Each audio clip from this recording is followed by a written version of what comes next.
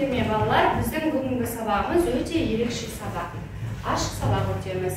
Олай болса балалар, сабағымызды бастаймыз. Сабағымызды бастамас бұрын психологиялық дайындық жасап алайық, иә? Ал қане 1, 2, 3.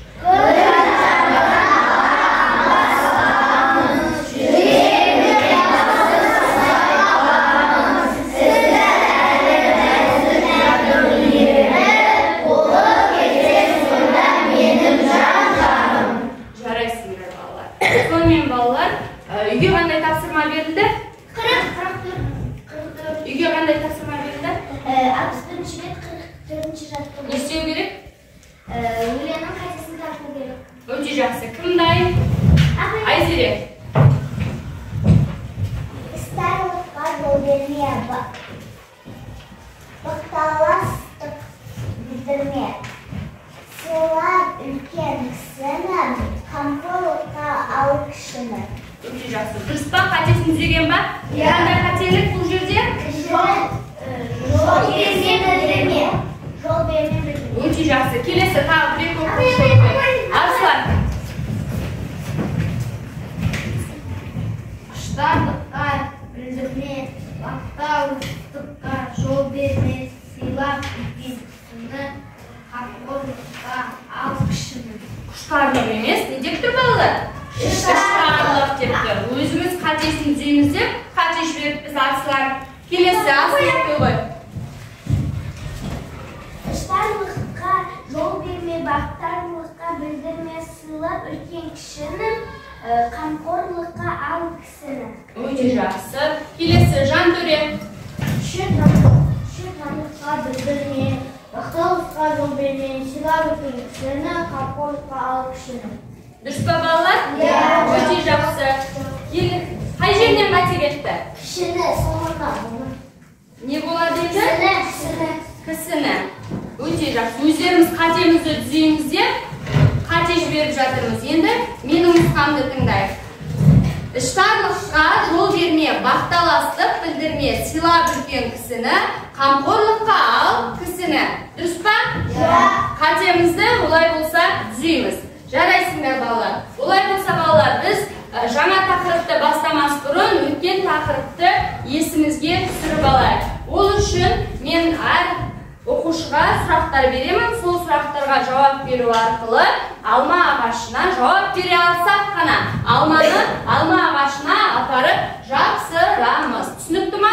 Жауап бере алмасақ, сол топта отырған топ мүшелерінен я болмаса досыңыздан көмек сұрауға болады.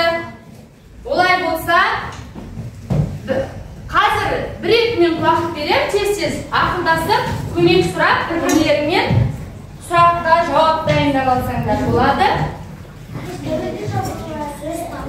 Ал. Қай топтайын, тез-тез бұл өткен тақырып. Сұрақ келді, кім оқиды? Оқи ғой. Зат есім дегеніміз не? Зат есім дегені сол заттың атын білдіреді. Оның сұрақтары не, кім, нелер, кімдер? Дұрыс па балалар? Өте жақсы. Келесі, сезім. Негізгі және туынды зат есім дегеніміз не? Зат есім негізгі және туынды болып бөлінеді.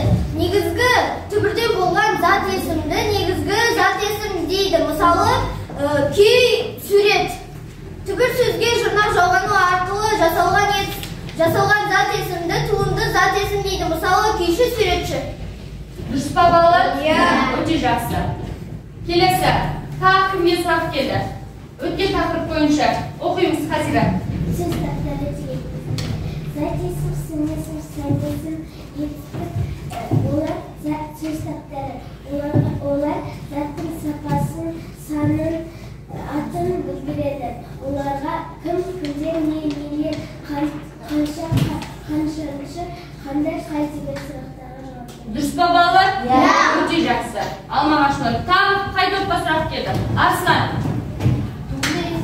Қалай жасалады? Мысалы келтір. Туынды етісті қалай жасалады? Мысал келтір дейді. Жұрнақ жалғау арқылы жасалған етістікті туынды етістейміз.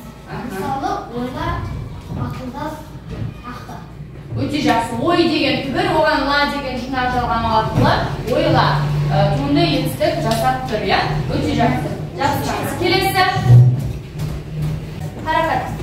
Жалпы есім дегеніміз жалпылама айтылады. Жалпы есім кез келген заттың көп атауын білдіреді. Ал жалпы есім деген бір затты ғана айтылатын сөз.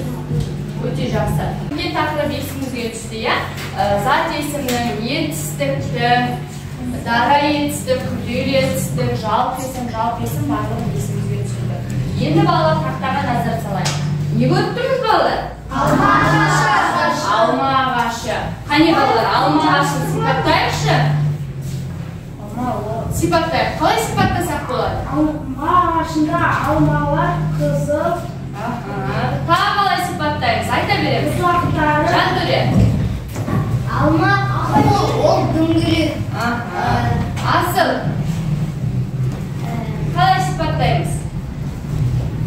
Түрі, сипаттау деген қалай түсінеміз балалар? Көз алдымызға көріп тұрген дүниенің түрін, түсін айтамыз, иә? Енді сипаттайық, асыл жана. Түсі жасыл. Жасыл ағаш. Биік ағаш. Аслан. Ағаштың бұтақтары қоңыр. Бұтақтары қоңыр жарайсың. Қайсақ айтамыз? Тағы не байқап тұрмыз?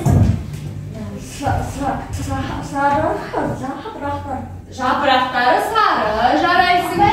Нұрислам. Алманың жасыл шөптері. Жасыл бұтақтары шөптері. Бұтақтары қоңыр, жапырақтары жасыл сары. Өте жақсы балалар. Қараңдаршы балалар, біз алма ағашын сипаттадық, иә? Бұтақтары қоңыр дедік. Ода үлілі тұрған алмаларымыз қызыл дөңгелек дедік. Жапырағы жасыл деп жатырмыз. Осы сипаттауға қандай? Біз қазір сөз таптары деген тарауларды өтіп жатырмыз, иә? Соның ішінде зат есімді өттік, етістікті өттік, сан есімді өтіп жатырмыз. Енді балалар түрін білдірсе, түсін білдірсе, сапасын білдірсе, бұл қандай сөз табы болуы мүмкін? Сын есім.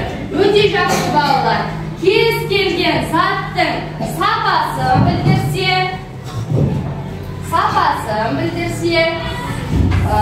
түсін білдірсе, түрін білдірсе, және де көлемін білдірсе, бұл сөз табы сын есім деп айтады екенбіз. Ал енді балалар, осы сын есімге жауап беретін сұрақтар және де қай деген сұраққа жауап береді.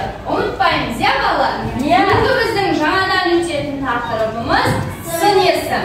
Сын есім дегеніміз заттың түрін, түсін, сапасын, көлемін, пішінін білдіретін болса, сын есім деп аталады. Сұрақтары бүгінгі сабағымыздың мақсаты балалар, берілген мәтіндерден бір-бірімізге сұрақ қоямыз және де сөйлемдерден сын есімді табамыз. Олай болса балалар, оқулығымызды аламыз, кітабымыздың 61-ші бетін ашамыз, 45-ші жаттығу. Мәтінді түсініп оқимыз және де мәтіннен сын есімдерді табамыз. Мәтінді тізбектеу арқылы оқимыз. Маған бастайды, қарақат баста, қолымызды қоямыз, жалғасты деген кезде жалғастырамыз. Бастаймыз. Мен ол ағашты көрмегелі 10 шақты жылдай болыпты. Жаяу барлық қасиетті ағаш қой дедім. Жамбыл ата ағашқа жақындағанда шошып қалды. Біреу балтамен ағашты сарт-сұрт шауып жатыр. Ей, тоқта, сен өзі ден сау Айжылды жалғастырамыз. Адамсың ба? Ағашқа неге балта шабасың? Жамбыл ата неге сой? Кешіріңіз, мен бір бұтағын кесіп жатыр едім, деді жігіт. Жамбыл ата айтады. Ал жігітім, жөніңді айтшы, бұл Сүйенбай атаңның неткен ағашы екенін білмесең, білемісің дейді. Білемін, жәке. Айзере жалғастырамыз. Біз ауылымызға болып болмауы ағашта қасиет тұтамыз.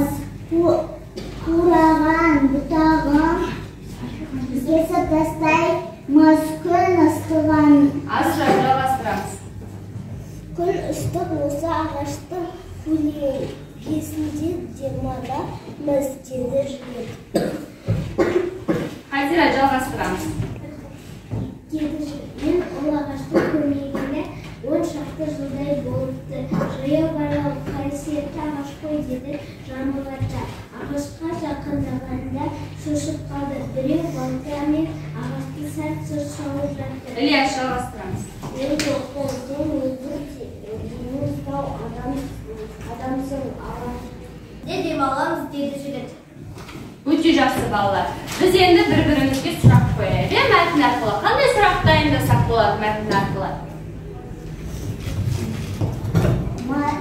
Мәтін мазмұны бойынша бір-біріне сұрақ қояйық. Енді бір-бірімізге мәтін мазмұны бойынша сұрақ қояйық. Қандай сұрақ? Мысалы мәтінде бізде кім туралы айтылған? Жамбыл Жабаев және Сүйінбай Ағынұлы. Жамбыл Жабаев кім? Сүйінбай Ағынұлы кім деп сұрақ қойсақ болады. Олай болса балалар, Жамбыл Жабаев. Бізде Жамбыл Жабаев 1846 жылы 28 ақпанда Жамбыл облысында Жамбыл тауының етегінде дүниеге келген. Жамбыл ақын, жазушы. Көптеген шығармалары бар. Атаның әдейі, балаларға, баламаққа, бесік жыры. Бұдан да басқа көптеген шығармалар жазған біздің атақты жазушы жырауымыз кім екен? Жамбыл Жабаев.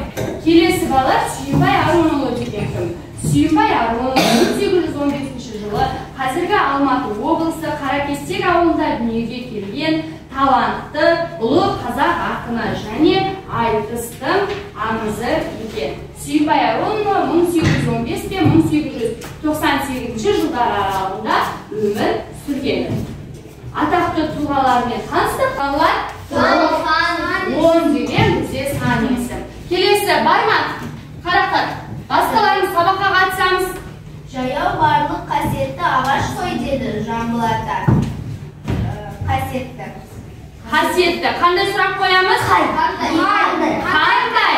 Қандай қасиетті. Бұл қандай сөз табына жатады? Сын есім. Өте жақсы. Келесі қара болса дәптерімізді ашамыз. Бүгінгі күн ретін тақырыпты жазамыз. Бүгін тапсырма балалар 48-ші жаттығу. 48-ші жаттығуда бізге қандай тапсырма? Пішіндерге сәйкес әріптерді қойып оқы. Осы сөзді сын есімдерді пайдаланып сипатта дейді. Бізде бірінші қандай пішін берілген? Қандай сөз шығады? Алатау. Жарайсыңдар балалар. Алатау. Осы сөйлемдер құрайсыңдар. Әр топ бір-бірімізбен ақылдасып, міндетті түрде мәтіннің ішінде не болу керек? Сын есім болу керек. Ал балалар, сендерге 3 минут уақыт беремін. Сөйлем құрамыз.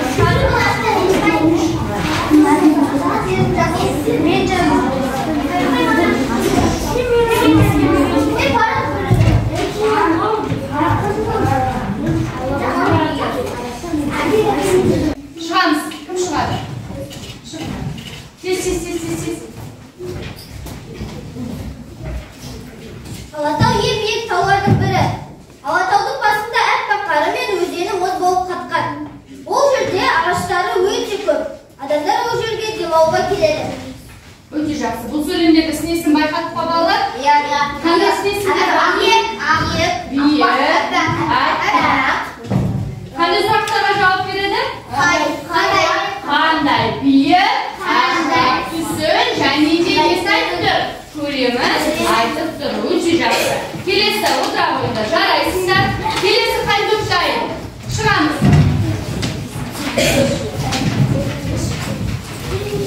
Тыңдаймыз. Алатау үлкен таулардың бірі. Қарлары аппақ өте көрікті тау. Ағаштары көп. Алатау үлкен. Алатау ең әдемі тау. Табиғаты жақсы, қардың түсі ақ. Биік таулары бар. Өте жақсы. Сөйлемдерінен байқатып па снесім? Қандай снесімдер бар? Биік. Бұның барлығы қандай сұраққа жауап береді? Қандай деген сұрақтарға жауап береді? Алатау үлкен деген бар екен, әдемі деген бар екен, өте жақсы, жарайсыңдар, отыра қойыңдар. Сонымен біздің бүгінгі өткен тақырыбымыз қандай болды? Сын есім. Өте жақсы балалар, сабағымызды қорытындыламас бұрын үйге тапсырма 47-ші жаттығу 62-де мәтінді оқисыңдар және мәтінге ат қоясыңдар. Бүгінгі сабақ балалар ұнады ма? Өте жақсы. Сонымен сын есім дегеніміз не екен? Айзере, сабағымызды қорытындылайық. Сын есім дегеніміз не бұл? Кез келген заттың несі білдіреді? Сапасын. Өте жақсы. Оның сұрақтары қандай? Өте жақсы. Сын есім дегеніміз? Сын есім дегеніміз ол заттың сапасын, санын, көлемін, түсін, пішінін білдіретін сөздерді біз сын есім дейміз. Оның сұрақтары қандай? Өте жақсы. Қане, кім мысал келтіреді? Енді бір мысал келтірейікші сын есімге. Кім мысал келтіреді? Кім? Мысал. Қандай мысал келтірсек сол? Ол түсі жасыл. Өте жақсы. Көлемі ұзын. Өте жақсы. Жарайсың, отыра қой. Жарайсыңдар балалар. Сонымен сын есім дегеніміз сапасын, кез келген заттың түсін білдірсе, бұл сөз табы бізде сын есім екен. Жарайсыңдар балалар. Бүгінгі сабаққа белсене қатысқан балалар Айзере, Сезім, Жантөре, Асыл, Айжұлдыз, бағалау парағын бердім ғой сабақтың басында балалар. Сол бағалау парағына берілген балдарымды қазір күнделікке қойып беремін. Бүгінгі сабаққа кері байланысты ретінде сабағыма